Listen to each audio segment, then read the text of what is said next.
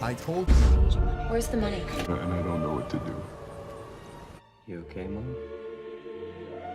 Mom, the eggs are not done. And I decided I don't. Why's you looking at me like that for? Hey y'all, it's me Sydney and welcome to Planet Sid.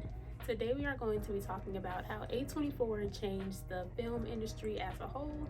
So if you guys are interested in that, then stay tuned. So A24 needs no introduction. Their logo is very recognizable and their overall aesthetic of their films are distinctly unique. A24 is behind films like Lady Bird, Moonlight, The Florida Project, and the critically acclaimed show Euphoria. So in the age of cinematic universes, reboots, and sequels, A24 offers something new, refreshing, and unique. So just a little bit of a backstory. A24 was founded in 2012 by David Finkel, Daniel Katz, and John Hodges, who left in 2018. It was founded in New York and they all had backgrounds in business and in film. And the name A24 was actually inspired by the A24 Italian motorway that Daniel Katz was driving when he decided that he wanted to start this company.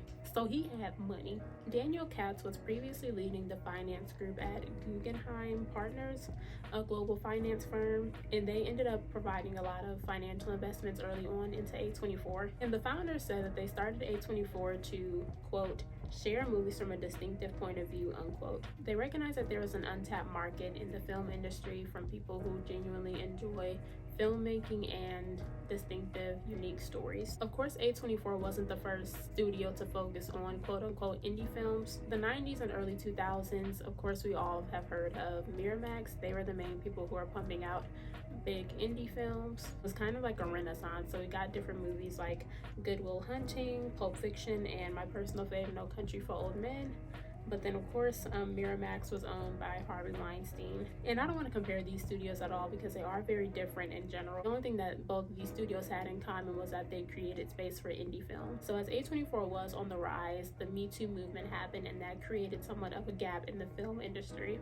So some of A24's earlier releases included films like The Spectacular Now, The Bling Ring, and of course, Spring Breakers. But A24 is known for their authentic and nuanced stories that seemed to be missing at the time when they were formed. In 2012, the top films were Avengers, Hunger Games, Brave, The Hobbit, Twilight's Breaking Dawn Part 2, The Dark Knight Rises, Amazing Spider-Man, Madagascar 3, and so on and so forth. This is around the time where Disney was really taking over and we were starting to get the Marvel Cinematic Universe. So we were deep in the renaissance of sequels. So when Spring Breakers was released, it was refreshing to see A24 reaching an audience that Hollywood didn't cater to. And Spring Breakers was one of A24's earlier films, and in my opinion, it gave the studio a lot of exposure and helped establish A24 as a company that we know now.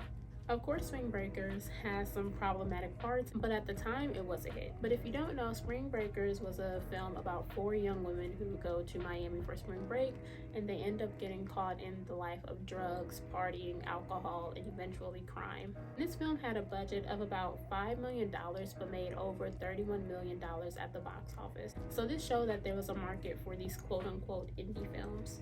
And ever since then, it's been up for A24. And this is a recurring theme for A24. They have unique stories with low budgets and with very high profits. A24 will go on to produce films like The Witch, Midsummer, and Hereditary. And honestly, A24, they help usher in a new era for the horror genre. And they were also behind the cinematic masterpiece, Moonlight, which grossed over $65 million and won the Oscar for Best Picture, Best Supporting Actor, and Best Adapted Screenplay at the 89th Academy Awards. What makes A24 so different is that they don't try to appeal their films to broad audiences and they take risks with their films. It makes sense that Hollywood keeps basically remaking the same films because at the end of the day, to them it's a business and their business model is obviously working considering the fact that they make billions at the box office annually. But when you appeal to the masses, a lot of people are overlooked. Because A24 centers everything around the art, they have introduced the world to new filmmakers and stories that most likely wouldn't have been seen if it were up to huge Hollywood studios. We ended up getting a movie like The Florida Project, which accurately portrays poverty, single motherhood, and young motherhood. But A24 really doesn't get enough credit for the actors whose careers they have in a way reinvented. You can see this with Robert Patterson in The Lighthouse, Adam Sandler in Uncut Gems, and Selena Gomez and Vanessa Hudgens in Spring Breakers. This shows that A24 still isn't afraid to take risks, and they go against the grain by recruiting diverse filmmakers and choosing actors to play roles that they wouldn't typically play. And A24 tells complex, nuanced stories, and they give their audience a perspective that isn't just straight white and male. But one thing that I feel like doesn't get talked about enough is A24's marketing. What sets A24 apart from all of their competitors is their innovative marketing.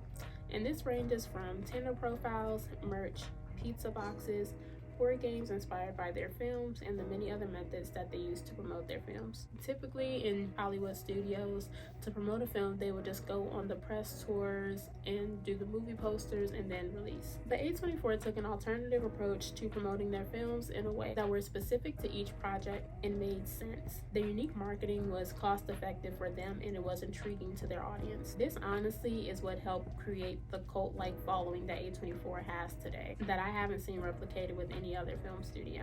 A24 has evolved with the times and understands how to use social media and connect with the audience that is so uniquely them. So through this studio's calculated risks, they have made room for even more up-and-coming studios and filmmakers to share their stories and to show that there is a market of people waiting to hear them. Because of this, we have newer film studios like Neon, who gave us Parasite. So yeah, I think that A24 and the new generation of filmmakers and studios it has inspired is reshaping cinema, and it gives a promising future and the chance to tell thought-provoking and alternative stories from new perspectives.